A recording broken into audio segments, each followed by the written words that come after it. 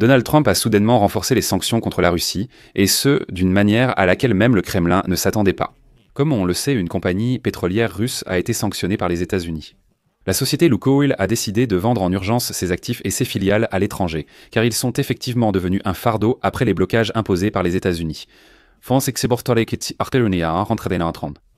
certaines filiales de Lukoil, des acheteurs ont déjà été trouvés. Mais le ministère des Finances des États-Unis a déclaré vouloir vérifier la société suisse Gunvar, qui a accepté de racheter les actifs étrangers de Lukoil. Nous sommes en ligne avec Vladimir Poutine.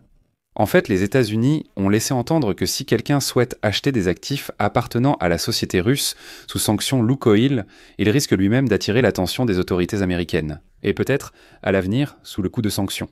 L'intérêt pour les actifs des entreprises russes à l'étranger a fortement baissé, tandis que les sanctions américaines sont désormais paralysées. De plus, les livraisons maritimes de pétrole en provenance de Russie ont fortement diminué, car les dernières sanctions américaines ont poussé les acheteurs clés à suspendre leurs achats. Et tout cela conduit à des pertes encore plus importantes pour la Russie. Je m'appelle Alexei Pitchi, discutons ensemble de ce sujet, mais avant de commencer, je vous demande de vous abonner à cette chaîne, de mettre un like, d'écrire un commentaire détaillé sous cette vidéo. Abonnez-vous aussi à ma chaîne Telegram Pitchi News, le lien se trouve dans la description de cette vidéo. Là-bas, nous publions des informations en temps réel dès qu'elles arrivent. Si vous souhaitez soutenir le travail de cette chaîne YouTube, vous pouvez le faire via un don ou un abonnement payant en tant que sponsor. Vous pouvez le faire en utilisant les liens et les coordonnées dans la description de cette vidéo. Il est écrit là-bas « Soutenir la chaîne Alexei Pitchi ». Choisissez le format qui vous convient le mieux. Je vous serai reconnaissant pour tout soutien de votre part. Ainsi, la compagnie pétrolière russe Lukoil a rencontré des difficultés pour poursuivre ses activités à l'étranger. Les sanctions occidentales perturbent actuellement les livraisons de pétrole en Irak, le fonctionnement des stations-service en Finlande et les opérations commerciales en Suisse. Globalement, les activités des filiales étrangères de Lukoil ont été paralysées.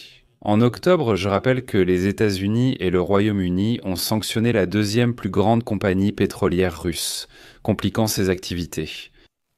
Les États-Unis ont également délivré une licence accordant aux entreprises du monde entier. Jusqu'au 21 novembre, il faut mettre fin à toute transaction avec les entreprises Lukoil et Rosneft.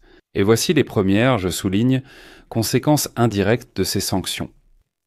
La société d'État irakienne State Oil Marketing Organization a annulé ce mois-ci l'expédition de 3 cargaisons de pétrole extraites par Lukoil sur le gisement de West Kurna 2, invoquant des préoccupations liées aux sanctions américaines et britanniques. Lukoil détient une part de 75% dans le gisement, dont la capacité de production est de 480 000 barils par jour, tandis que le reste appartient à la société irakienne North Oil Company. Et maintenant, l'Irak comprend qu'il a commis une énorme erreur en commençant à collaborer autrefois avec les Russes. Parce que maintenant, la production de pétrole en Irak par cette entreprise est en fait également paralysée. Parce qu'il y a une part des Russes là-bas et il n'est plus possible de travailler avec les Russes. De plus, la société Litasco, basée à Genève, la division commerciale de Lukoil, rencontre des difficultés pour affréter des navires après l'introduction de sanctions au Royaume-Uni, car les courtiers maritimes britanniques refusent de travailler avec cette société, parce que tout le monde comprend qu'il s'agit de la société Lukoil. Et maintenant, il est officiellement connu que Litasco a réduit ses effectifs à cause des sanctions et se prépare à arrêter ses activités. Autre exemple, en Finlande, le réseau de stations-service Tebual appartient aussi à Lukoil. Les banques finlandaises appliquent désormais des sanctions contre le pétrole russe et Lukoil, empêchant ainsi les stations-service Tebual de fonctionner. Mais le coup le plus dur a été porté par les États-Unis dans une autre affaire. Fin octobre, Lukoil a annoncé avoir accepté l'offre du négociant international Gunvor pour acheter les actifs étrangers que la société cherchait à vendre. Après l'introduction des sanctions à Washington, il est devenu évident que les sanctions empêcheraient complètement toutes les entreprises de Lukoil à l'étranger de fonctionner normalement. Et c'est bien le cas. Et nous le voyons dans les exemples ci-dessus que j'ai décrits. Et voici ce qu'a déclaré le directeur général de Gunvor, Torbjörn Tankvist, je cite « Toute l'activité internationale de Lukoil est paralysée. Personne ne peut effectuer d'opération avec eux. C'est par ces tours Narsang. De nombreux emplois sont menacés et le fonctionnement des capacités de raffinage du pétrole pourrait être gravement perturbé. Torbjörn Törnqvist a aussi précisé que la transaction pour acquérir les actifs étrangers de Lukoil n'inclut pas de clause de rachat. Même si les sanctions sont levées, Lukoil ne récupérera plus rien.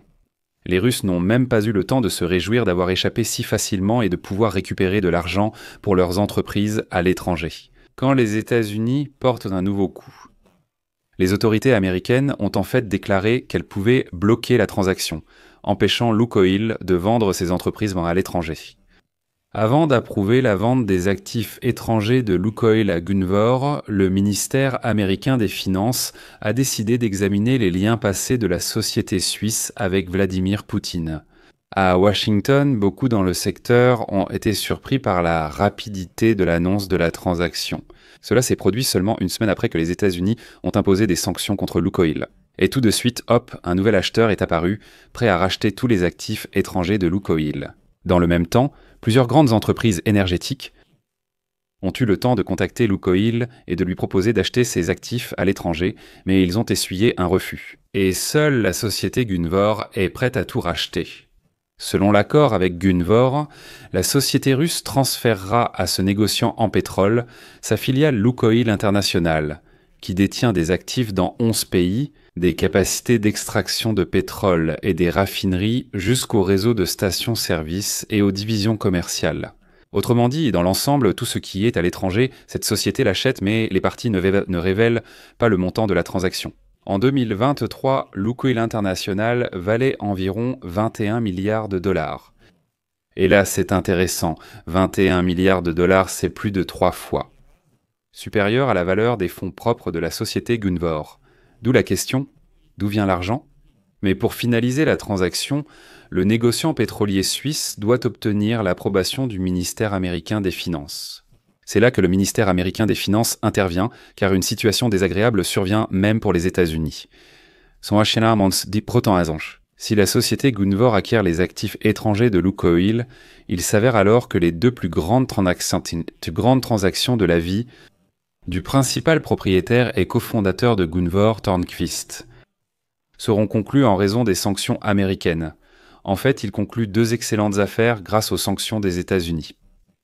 Des soupçons surgissent, comme si tout était lié. Ainsi, après l'imposition de restrictions contre Moscou, en 2014, le milliardaire Gennady Timchenko a vendu sa part dans cette entreprise à ce même Törnqvist. Et maintenant, au ministère des Finances des États-Unis, ils se sont rappelés qu'en 2014, ils avaient eux-mêmes conclu que le président de la Fédération de Russie, Vladimir Poutine, je cite, « Il possède des investissements dans Gunvor et il peut avoir accès aux fonds de l'entreprise. » En fait, si Gunvor rachète les actifs de Lukoil, ils resteront aux mains des Russes, même sous propriété suisse officielle.